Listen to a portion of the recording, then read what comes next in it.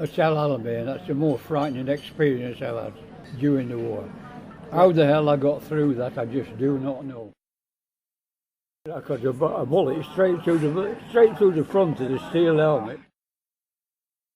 I was trying the, what do you call it, first and second pressure on the trigger. Right. Anyway, I'm pointing this at the latrines, you know, and all at once I must have pulled the trigger too bloody hard. The shelling started, and flung my shell on the ground, and the next thing I knew, my arm went round my head somewhere, and I'd been hit. To this day, I can't believe I got through that. Hello. You've just been listening to a few extracts from a chat I had recently with war veteran Wilf Shaw. More about Wilf in a second. I'm Paul Cheall, son of Bill Cheall, whose World War II memoirs have been published in hardback by Pen and Sword, called Fighting Through from Dunkirk to Hamburg. This is my fourth podcast in the Fighting Through series. You can find the first 3 on iTunes. The aim of the podcasts is to give you snippets from my dad's book, as well as some fascinating updates on his so-called British Band of Brothers. So you'll be hearing quite a lot of great, previously unpublished history. This episode I'm having a chat with Wilf Shaw, a World War II veteran who has a staggering number of stories to tell us. So you're going to hear an old soldier's vivid memories and musings, sometimes tragic, often hilarious, and there are some quite startling revelations too. Wilf is 96 years of age in 2016 and still trespassing, as he puts it himself.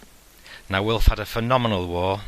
He joined the British Army in 1940, just after Dunkirk, joining 6th Battalion the Green Howards as part of 50th Infantry Division.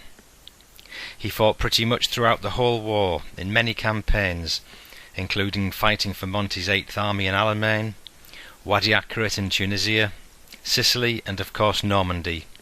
He was wounded twice and still returned to battle.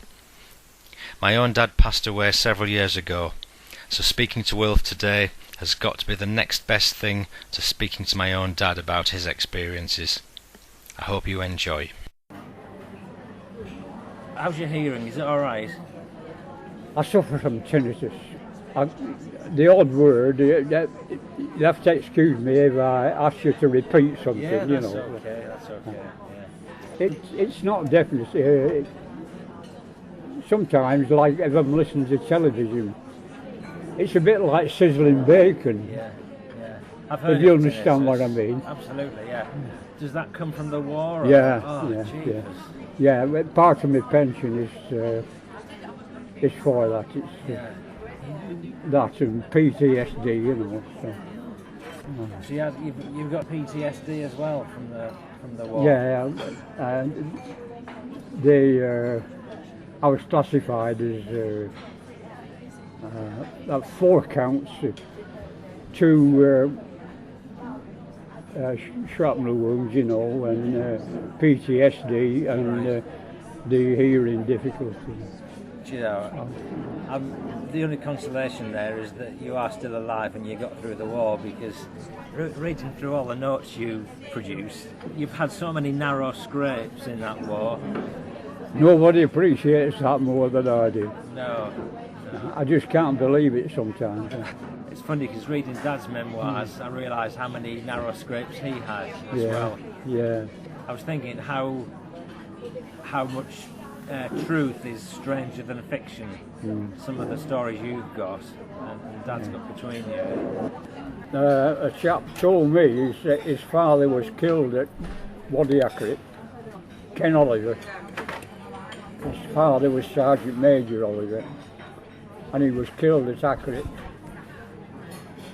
And he always sends me a birthday card, but just recently he said, "I've heard, Wilf, that you're the only remaining Green Howard, Second World War." No, I find that a bit hard to believe. Something I should say actually before I forget, if I touch on any areas that you'd prefer not to talk about. No, talk about whatever you like. Oh, okay, alright. When you started the Battle of Wadi Akarit, you had to cross this flat plain, didn't you? Yeah. What We had to go up it, across this part where the Royal Engineers had marked out a path with white tape. You had to keep within the tape, Right. because they swept it for mines, you know. Ah, okay. And we gradually, but in the end we had to go up onto this high. We were being overlooked by the Italians.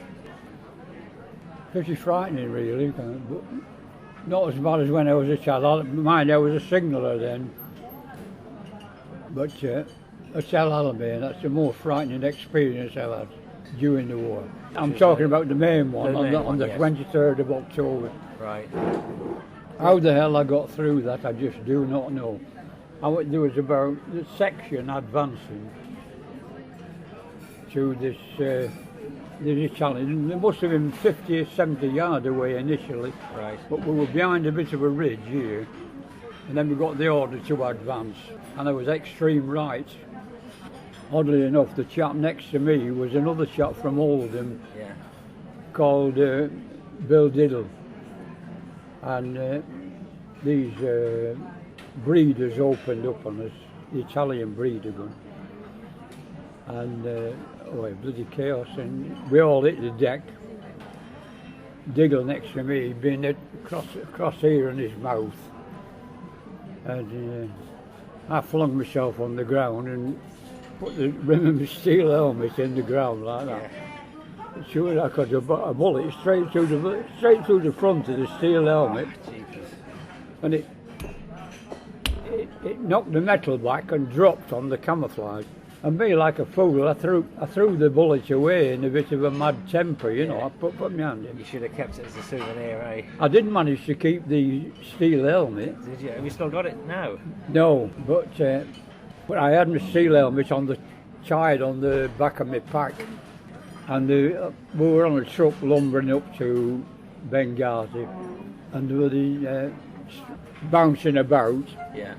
And it came loose and fell off the truck, and the last I saw it was bouncing along the road, you know, so I didn't manage to keep it. But I remember arriving in hospital with it, 106 South African. Right. And I put the steel helmet on, you know, the little cabinets they give you at the side of the bed. Right. I put it at the bottom. And this doctor come right, he said, "You were wearing that when that happened." I said, "I was." And it saved your life. At this point, you're in hospital. What you'd got hit by something then? Sorry? You'd got hit by something because you were in hospital. It was the following day after the episode with the doings. With the helmet, right? I was moved to another platoon, Yeah. and I had to go into action again, doing the same thing as I'd done the night before. Yeah. And we were moving along, and this shelling started. I flung my shell on the ground, and the next thing I knew, my arm went round my head somewhere, and I'd been hit in my armpit here and came out the front here. Yeah. So, Have you still got the scars from it? yeah. And because you got wounded in the foot in another battle, didn't you? The one in my foot, it went straight through my boot, Right. straight through my boot, and the part that sticks down, that's called oscalcis, Yeah. your heel bone in another word. And such was the force, it went straight through and out the other side. I got up and started walking, and somebody come to me and said, "Don't try and be a bloody hero," or words to that effect. Like, I said, "I'm not." I said, "I'm just making sure my bloody foot's still there," like, you know. Yeah. So, took the boot off, and the piece was about as big as a thumbnail, you know. Right. Gone straight through. You didn't keep that bit either. No. But you've still got scars from that, presumably. Strangely enough, it's not all that big a scar, you know. You know, it's kind of surreal that you're sitting here with Yeah. wounds or scars from the Second World War after all these years. I mean, of course you would still have scars. I know when I was a kid, I remember seeing Dad's wounds, his scars, because he got some shrapnel in the groin. If it had been half an inch higher, it would have hit him in his wedding tackle, and I would never have been born. But as it happened, it went straight through into his groin, and when they operated, they had to go in through his backside. So he ended up, to get to the piece of shrapnel, and he ended up with 2 scars, one where it went in and the other one where it came back out.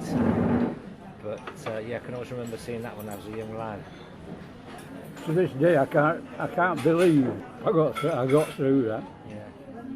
What do you think ultimately led to the PTSD? Was it any one incident, or was it just a whole range of things that happened throughout the war that gradually built up? Certain incidents crop up, not all that often really, but occasionally.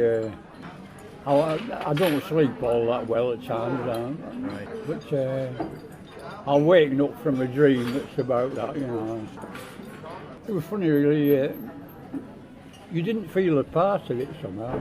Right. It was like you were an observer, you know, what was going on there. And, you sort of couldn't believe that you were taking part yourself, you know. Yeah. So you look that way and that way, see blokes walking forward in this side and this side. You know. Did you? I mean, it must have been scary, but when you were in the thick of the action, did you feel afraid, or was that like before and after that feeling came across you? I must admit, I felt pretty afraid at Alamein, you know. Yeah. But there was another occasion when I got hit at Alamein. I remember this other section or platoon I joined, who were putting an attack in. They were arguing with the sergeants, or he was telling them the job had to be done, right. And they were more or less complaining, you know, that it was somebody else's turn, you know, and not out of bravado or anything. I was just a bit pig sick of hearing people complain, you know. Yeah. So, come on, let's get the bloody job done, you know. So I remember I went forward, and that's when I got it. But I couldn't stand the idea of people complaining, and that the sergeant more or less begging them that the job had to be done, you know, and they were reluctant. Yeah. I think I never cease to be amazed, actually, at when you read stuff, at how brave all these troops were. You know, without exception, just the fact that they were prepared to walk forward across a plain or wherever it was, knowing that they might get killed. And I was just reading a paragraph from Sicily, because Dad was you were at the River Samito, weren't you? The Primasol Bridge. Yeah, that was the river. It crossed the River Samito. Yeah. And the Durhams lost a hell of a lot of lads there. It might have been, it was 6th, 8th and 9th Durhams were made up the, I think it might have been the 6th who lost a hell of a lot of lads at Primasoli Bridge. Because there were a lot of paratroopers got killed down at the bridge, weren't there? But I know a lot of the paratroopers were dropped in the sea then. Yes. You want to see these, don't you? Oh yes, absolutely. Whoa! This is your gold ring. Tell me the story about this gold ring. You know, it looks remarkably similar to one I've got that was Dad's. Same sort of design, but it's got a little break in it, hasn't it? Yeah. Underneath. Aye, we were doing the job. We were digging in. Was this Limassol? Yeah, it was Limassol. Yeah. And we were digging day after day after day, and like I say, I got back after doing the job one day, and it's only I thought the ring wasn't there on my finger. Yeah. But I thought I was really upset about it. You know, it was what my mother sent me for my 21st birthday. Oh dear. I couldn't believe it, and it must have been a couple of days later. I went down on the same job, you know. I couldn't believe it when I shook my shoe and I saw something glint in the sand. Picked it up And it was your there ring. it was. Had it fallen off your finger because it was worn? It had worn through and dropped off, you know. It's got your initials on it, hasn't Yeah, it? it has, WS. As you can see, the fact that was very thin during the war, they wouldn't make things. It was something to do with the austerity during the war. Yeah. That they were made so thin, you know. Yeah. D2 on D-Day. I didn't land on D-Day. No. It was either the day after or the day after. Yeah. We were kept back, you know. Yeah. But when I did land, I joined Freddie Zilkin, and I was put in the anti-tank platoon of support company. Right.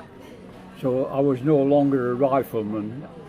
At Alamein, I was a rifleman, you know. Right. So. How did Normandy progress for you? Was much fighting in your sphere? I had various, one or two air-raiding experiences. Right. That means you probably got shot to death. I think the worst experience I had was at a place called, I don't know whether you've read about the Fillet Gap. Well, what happened? The American forces were pushing the Germans back. Yes. We were pushing them this way, and the Germans were compressed. Right. It was when the Germans were trying to escape, when they decided to retreat from the assault by the Americans from over here. Right. And 21st Army Group here were from this side, and they were more or less caught in a pocket, and they only had a very narrow area to escape from, and they were compressed. Yeah. And the American bombers came over, and they were dropping bombs onto more or less a congested area, and consequently the casualty was horrendous among the Germans, you know. But the experience I had, I was posted with a platoon as a signaller to a platoon. Right. And the situation was so confusing. I remember looking through a hedgerow, and there was a bloody tank with the black cross on, you know. Gosh. Yeah. They were milling about all over the place. They were coming towards me, and I can't remember now whether they fired at me or not, but anyhow I made myself scarce, but you know. And it must have pushed off the tank, you know. Right. But the thing is, when I looked round, I'd been left behind. And I remember there was an anti-tank, one of our anti-tank guns there in the lane at the side of the thing. Right. And a dead German officer lay on the ground outside me. Anyhow, while I'm stood there and I have my 18 set, you know, this jeep drives up with our officer, Captain Carmichael, who was in charge of S Company. Right. He'd come up with this jeep to rescue the 6-pounder gun, and he asked me to give him a lift with it to get it hitch it onto the thing, you know. Right. So in the meantime, I'd left my 18 set over the other side of the hedgerow, say. Yeah. And I helped him to get this 6-pounder. And I think I know what you're going to say, but go on, carry on. He jumps in behind him. I said, hang on while I get me 18 set, you know. Right. Gets back over this edge, got me 18 set, come back. It was still there then? Oh, right. He'd gone. I come back, he'd gone. I thought you were going to say the Germans had nicked your 18 set. No. But he didn't stop to give you a lift. He buggered off and left me, yeah. Miserable devil. Oh, So I remember I put the 18 set on my back and walked to the main road and managed to hitch a lift from Americans. Yeah. So we're going past and they gave me a lift and I saw this thing, 50 div, you know, side of the road. Yeah, yeah. Gets off and found my own way back. So I could have had words with Carmichael, but it's about that, you know. But your Normandy experience carried on right through Normandy, didn't it? Yeah. Dad got wounded towards the end of June, and that was the end of his war until he recuperated and he came back. I went through Normandy and the rest of the up through Belgium and Holland, but never got wounded again. I wounded twice in the desert. But, well, you'd learned to keep your head down by then. Very like that. Well, I remember one bloke saying to me, talking to you like I'm talking to you now, and he said, "Did you ever experience an 88mm?" Right. He said about there was tremendous velocity. Yeah. I said, "Yes, I heard a 88mm shell twice." I said, "Once when it passed me, and again when I passed it."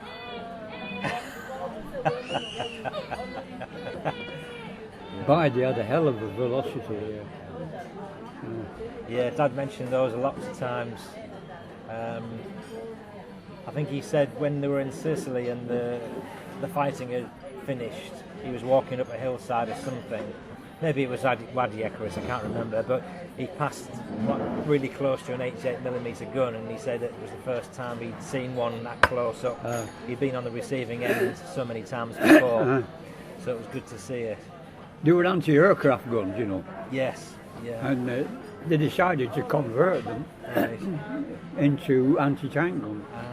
Okay. One of the most awful sights I can remember was at Wadi Akarit, when we were advancing up through the hills, and there's a Sherman tank.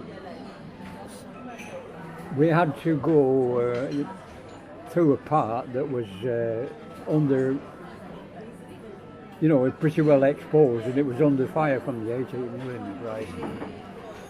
But as I was saying, there was a Sherman tank, and the top was missing, like the turret. Yeah. And I couldn't believe what I was seeing. I could see two legs, the bottom part of the bloke, Yeah. and the rest of him was all hung down the side of the tank. Oh gosh, how horrible. Yeah, pretty grim, you know. Yeah. That was about the time, you know. I said I picked a boot up and the foot was still in it. Yeah, that must have been gruesome. Gosh. Yeah, I couldn't believe it. It was brand new, but it looked like a brand new boot, you know. I thought that's funny, like. And I should have known from the weight, you know. It's funny. You're making me chuckle at the mention of that, and it's not really funny at all, is it? It's quite sad and gruesome. It is when you perhaps think back about it. It's only with the passage of time that you sort of smile about it. Gosh. I did try and write a book, you know, but in the end I gave up. I thought, but no, I'm no good at bloody writing. It's still there in a folder, and I typed it all out. Right. But I called it Bright Burns the Memory. It's still there, sort of part finish, you know. And is that so when I've gone, my lad will read it, you know. I tried to date it right back from the time I was called up and on the train going to Plymouth initially, you know, and doing the exercises, the various exercises when we went out on a pretend kind of war, you know. Yeah. Officers running about with the overseeing things, you know, and somebody would come to you and tap you on the shoulder and say, "You're dead." Right. You're dead, you're dead, you know. This is the kind of silly bloody thing that went on, you know, before the war, when taking part in these schemes, you know. You went on a training exercise at one point to Loch Fyne in Scotland. I do. Because Dad went on that. Did he? So you must have experienced similar that's right. things. They were practicing landing from landing craft on the shore. And did you have to cross rope bridges? Inverary, I think. Inverary, that's right. Yeah. I remember Dad saying in his memoir that it was freezing cold all the time you were there. Oh, the one that I think the one you might be talking about was a scheme on Exmoor, and there were some people killed on that. Right. I think they were run over by a tank. How dreadful. Or a vehicle or something like that, run over, you know. But trying to sleep, I remember there was Maurice Hancock, Henry Jeffries and myself, 3 of us. And we had one blanket between us. Right. This was on Exmoor. Yeah. So we took it in turns to get the warm spot, which was in the middle. In the middle, right, yeah. So the 2 on the outside were freezing bloody cold, you know. And what did it snow? Was it snowing? It was just freezing bloody cold. Yeah.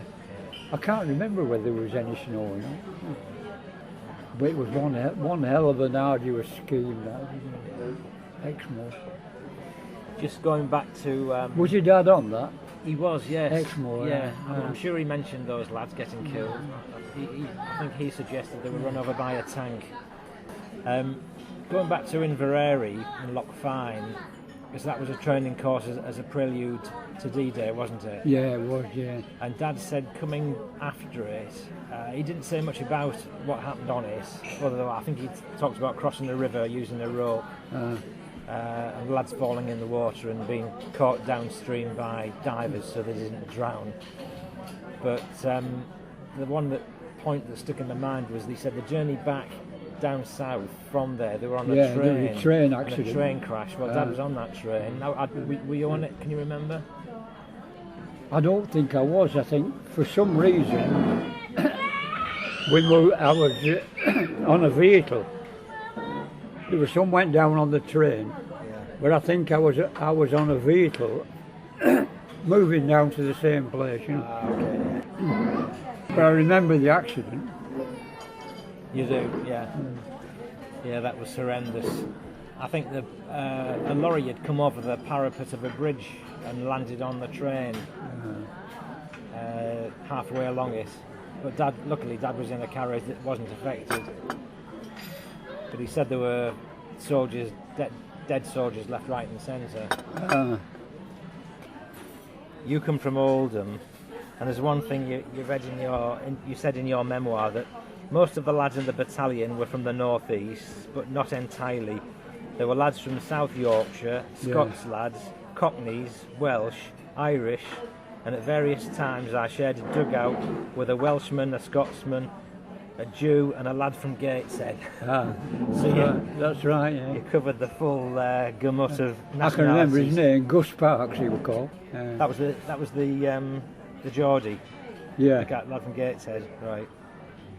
Because Dad said in his memoir that he met a lot of Scots and Welsh and Irish, and he said it was an education to be fighting alongside such lads. One of my best mates, he was eventually killed on, I think it was D16, right. Peter McKenna, and I shared a dugout with him up at Gazala.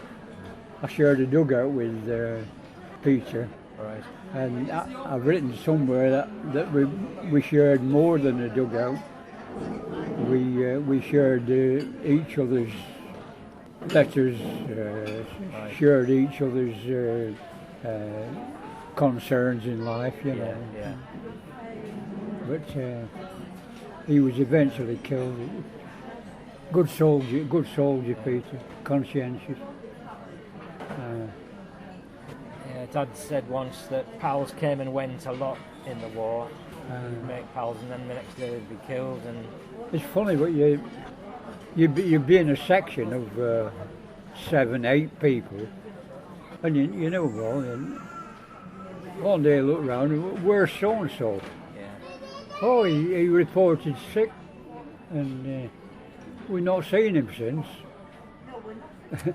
And he probably reported sick, was whipped off to hospital, and And that was it. Nobody knew what happened to him. You know, happened on a lot of occasions. You didn't get sent back to your own unit. Okay. If another unit was below strength, the army being what it is, and they've no bloody sentiment or anything like that, they didn't send him back to his own mates and his own unit. They sent him somewhere else. I don't know. But that's what happened on the case. You know, people just disappeared. It's funny. There's a few comrades of Dad's that I've got photographs of, and I can't trace them anywhere. And he lost several at Sicily, and a couple of which there's just no trace of them in any of the records. And it's weird. I did read sometimes that they weren't recorded as having been killed unless they found a body, but that doesn't always seem to hold true, because I'm sure I've read other occasions where soldiers have been killed, missing in action, and yet they've been recorded. So I'm not too sure what to make of it. You know, the identity disc you wore around your neck, there were two, you know, two discs. I think one was like a maroon colour and the other was like a greeny colour. Yeah. But the idea was one was either left with the body and the other one cut off. With it, all it had were your details, with your name, your number, and I seem to remember your religion.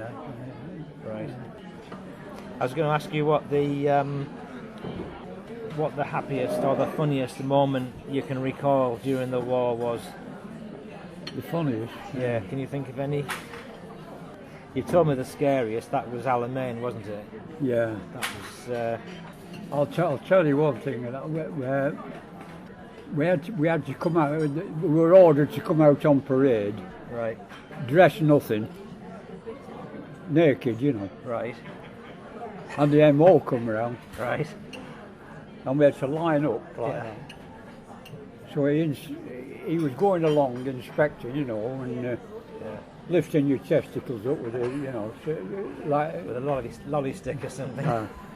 And all at once, the bloke he came to the bloke next to me. It was Gus Parks. Right. And his hand up like that. So all I want to get this man say, remove that. So I looked at him.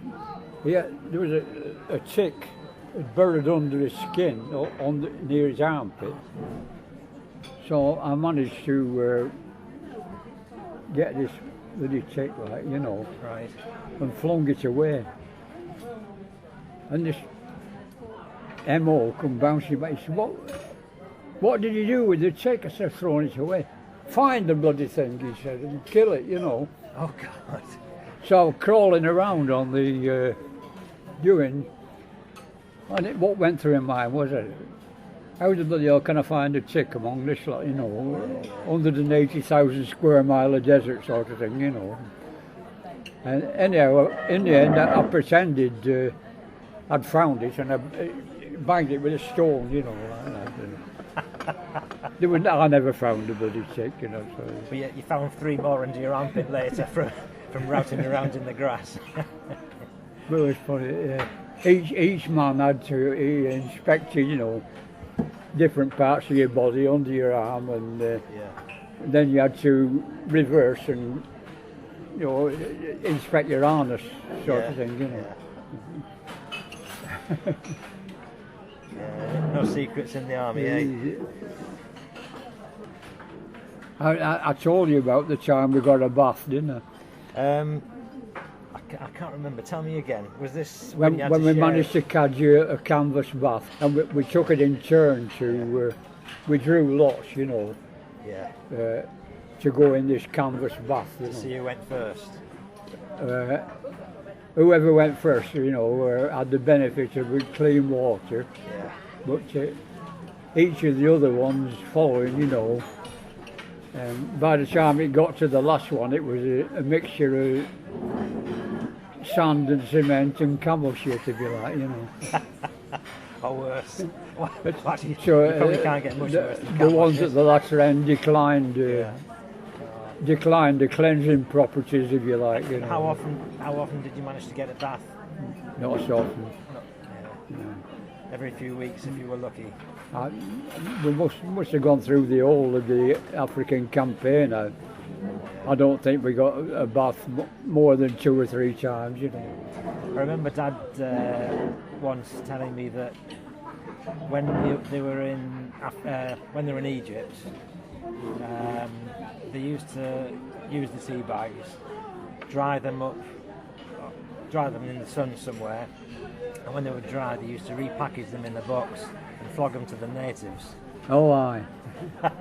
I guess you used to do that as well. I'll tell you that one of the amusing things that happened, I'd been wounded, when I was wounded my first time in foot, and I was moved down to 15 Scottish in Cairo. Right. So in the middle of Cairo, and when we were getting better, we went out in 2s and 3s. Yeah. I remember the buses or trams or whatever, I can't remember. They were hanging off the side, on top and everything. And right. if you got on one of those, you were lucky if you got off with all the possessions you got on with, you know. So I can remember one bloke, he was hanging on to something, and the bloody wristwatch disappeared off his wrist.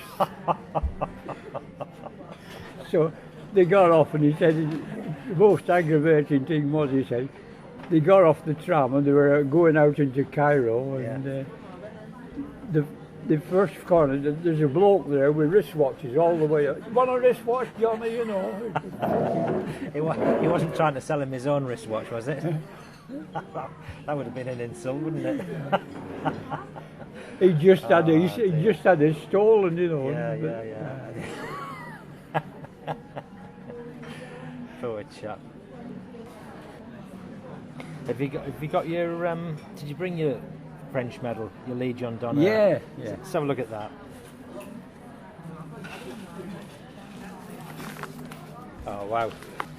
So this is the medal that the French government was awarding people who were in the Normandy campaign.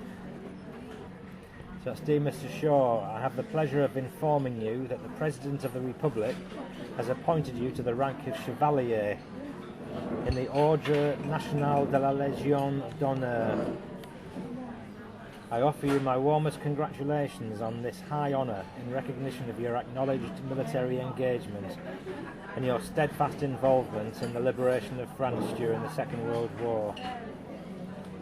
As we contemplate this Europe of peace, we must never forget the heroes like you, who came from Britain and the Commonwealth to begin the liberation of Europe by liberating France. We owe our freedom and security to your dedication, because you are ready to risk your life. I'm happy to enclose your insignia of Chevalier de la Légion d'Honneur, and once again extend to you my heartfelt congratulations. Yours sincerely, Sylvie Berman. And that's from the Ambassador of France. Oh, Wilf, I can't help thinking that, well, you must be proud of all your medals that you got. Yeah.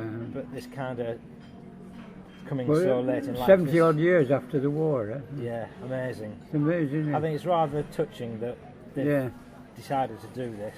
It really is. I know I went with Dad to the 50th anniversary of D-Day.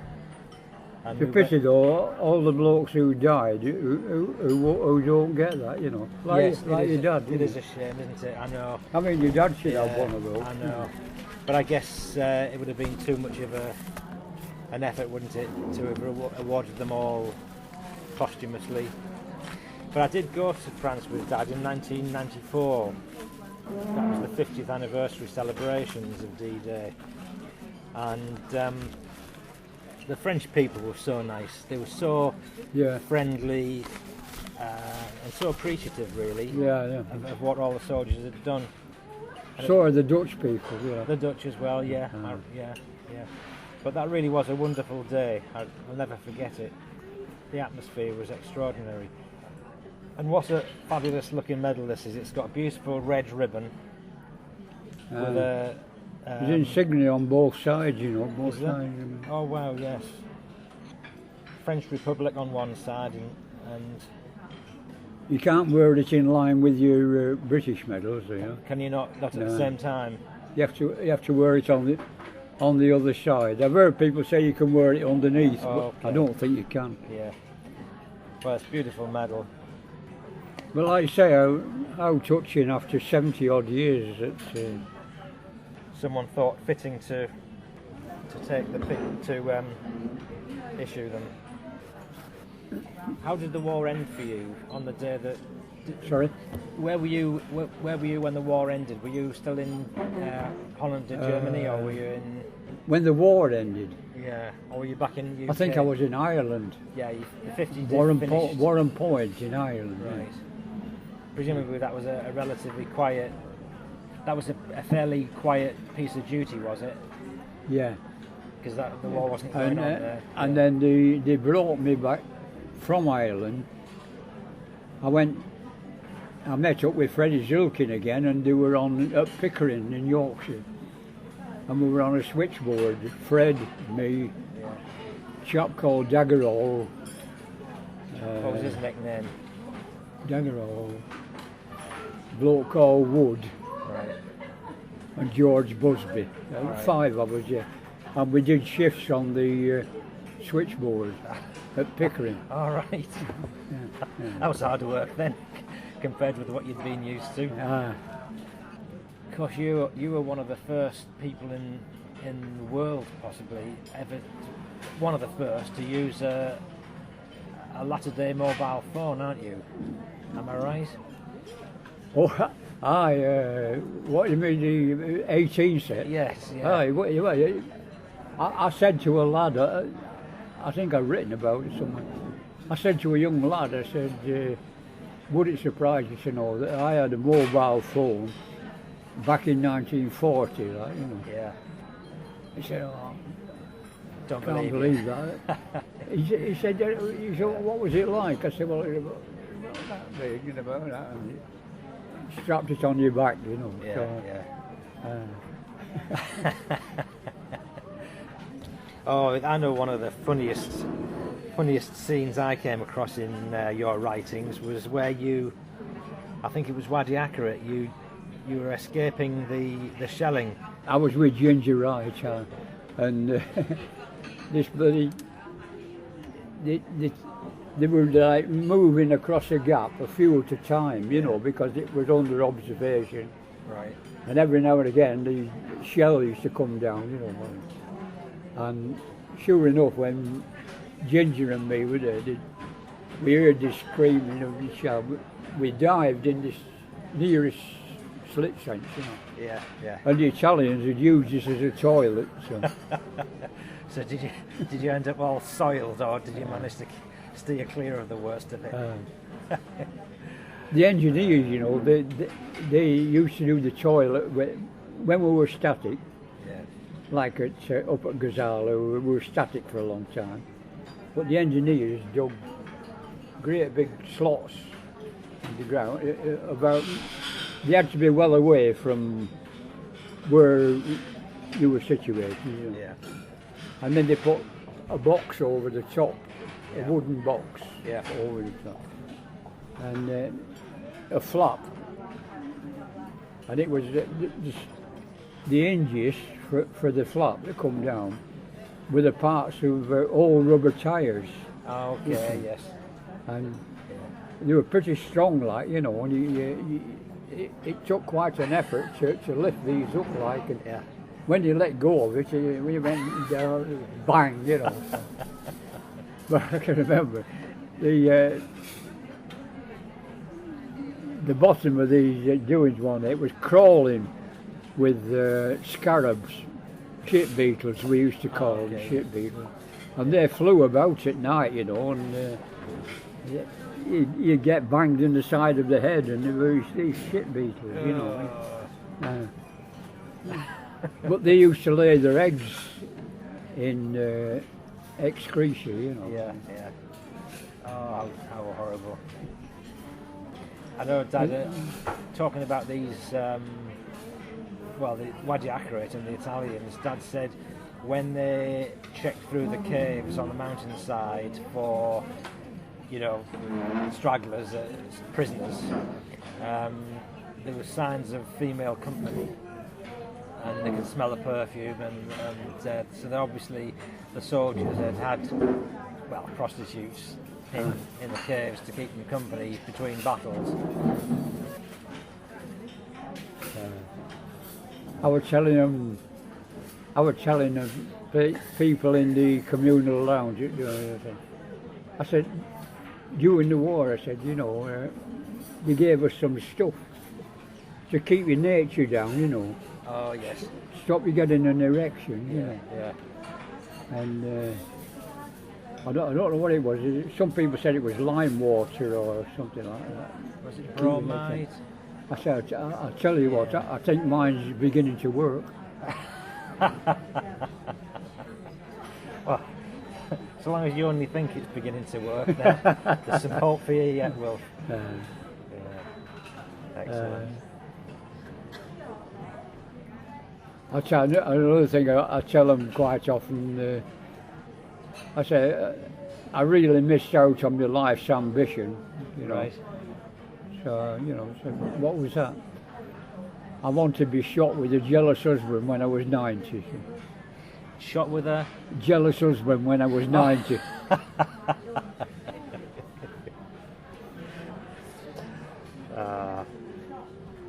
And sadly that didn't happen. Looking at today's world, was it all worth it that you went through? A good question. It's something I ask myself many times when I see, some of the things that go on today. Yeah. And it makes you think that what you went and blokes died for and were prepared to lay their life down for. You'd have thought we'd have made some kind of progression, but they're still fighting. You just have to ask yourself, was it all worthwhile? Yeah. You can't help but share the feelings of a lot of people who say it wasn't. It was never worthwhile. I guess to me, not being directly involved in this, obviously, but I'm sure we've got a better world than we would have had we not won the war. You think so? Well, would have had the Nazis in charge of us, wouldn't we? If the worst had come to the worst, that is. I'll tell you a question Michael, my son, asked me. He said to me last time, he said, can you tell me something today that's better than it was 50 years ago? It's funny, just had a little message pop up on my phone as almost an answer to that, which is just sort of recognising the fact that we've got the internet now. We didn't used to have the internet, but we'll discard that thought. Yeah, it's a good question, isn't it?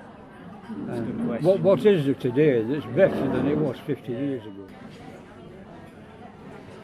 What food do you recall eating most in the army? Often? Yeah, in the army.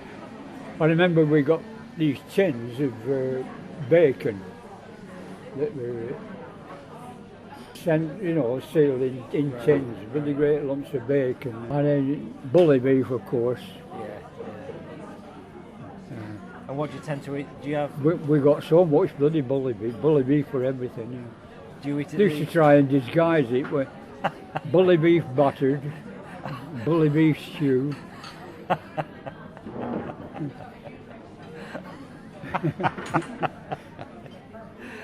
Oh dear. Do you eat bully beef now? Is it corned beef really? I remember our ginger rights, where was it? I forget where we were, I think we were up in Tunisia.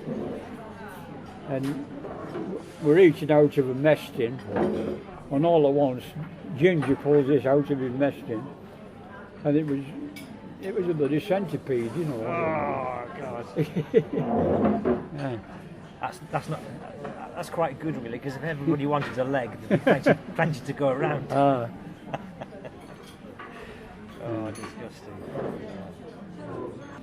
think Dad said, I remember Dad saying when he first went to Kassassin camp, because you were there, weren't you? Oh, He complained about the food. He said the first several days the food was just disgusting, and he couldn't eat anything, and he lost half a stone, and then thankfully it improved, and after that things were okay. But I remember Kassassin, we were in tents, the dining hall, everybody had to make their way to the dining hall, you know, which is, it could have been 100 yards away, perhaps more. Yeah. But that's where everybody had to go from the surrounding tents, you know. So we went to this place where you messed in, you know, and you wanted to bring it all back to your tent and eat it at home, back in your tent. You know. Ah, right, yes. So we're coming back this day with the mess tin, you know, probably a fish cake or something else in it. Yes. And we're coming back, and there's some more blokes coming to it. Where's the dining hall, you know? Yeah. So one of the blokes near me said it's the, and as the eldest doing it out like that, a bit shy talk come down and pinch the fish cake out of it. Like a seagull would today. Threw it up in the air, caught it, and did a victory roll, you know. You could have done with an 88mm to shoot it down. Oh, dear me. So did you go hungry then, or did you all give him a little bit of yours? Would you have shared it? I think we must have done, yeah. Oh, you didn't get a lot to eat, really. Well, Wilf, I think I'm nearly at the end of my thoughts on things we could talk about. So I think we'll probably draw to a conclusion now, but I'd just like to end by saying thank you for the time you've spent with me.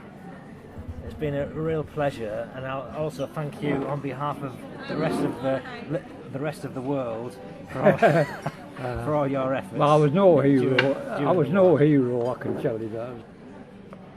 Thank you for having the patience to listen to me. You know. Oh, so that was easy. That was easy. But no, going on the hero thing, I think anybody and everybody who was prepared to go to, they were all heroes, whether they fought or not. The fact that they were prepared to fight, the fact that they were prepared to walk over a battlement or an open plain. The real heroes gave their life, didn't they? I suppose they did, didn't they? I suppose. Yes. Yeah. But I must have been a bloody escapologist. You must. Yeah. And there must have been an art to keeping your head down at the same time as doing your job properly. I'm sure there were ways and means to be foolish. I remember Dad at one point in the Battle of Wadi Akarit, his officer, Lance Corporal Coughlin, he'd only been introduced to him a few weeks, I think, and they were in the hillsides at Wadi Akarit, and they were overlooked from further up the hill by some Italians, and they were supposed to be keeping their heads down. And all of a sudden, Lance Corporal Coughlin stood up to see what was going on, and he was shot dead by a sniper, and he fell dead right next to Dad. And he shouldn't have done that. He should have called for cover while he observed, I guess, and then he'd have been safe and possibly still alive. I'll tell you something that happened.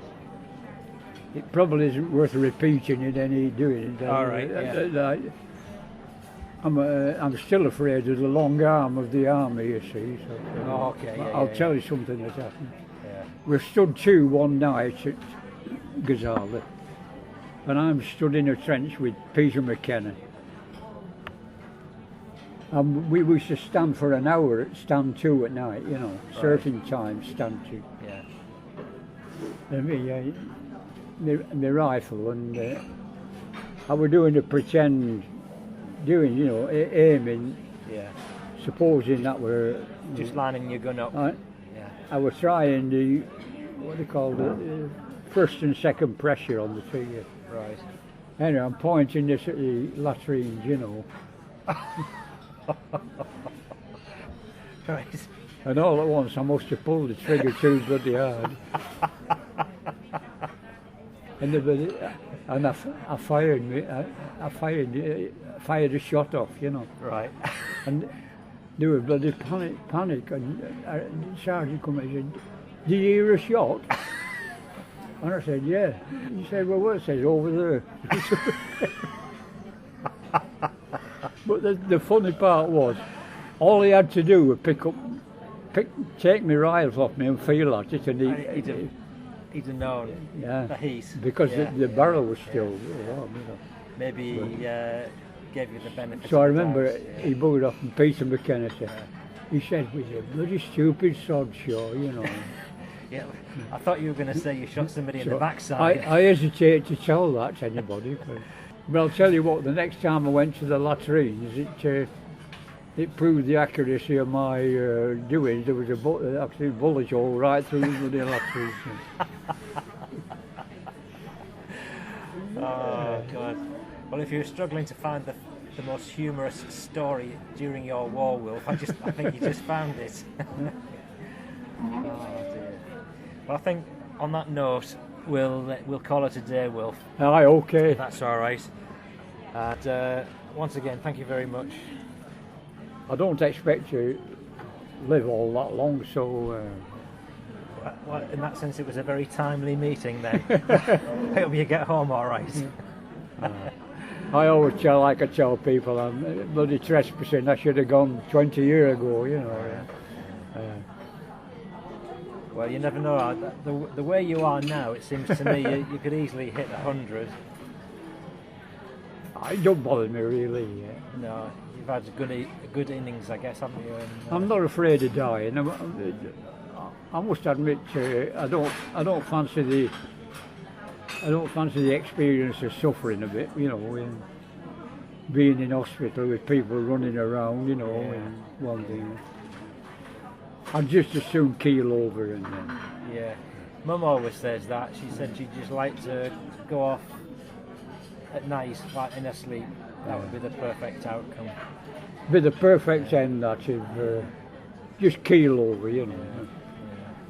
Yeah. I still won the lottery, you know. Do you still do it? Yeah.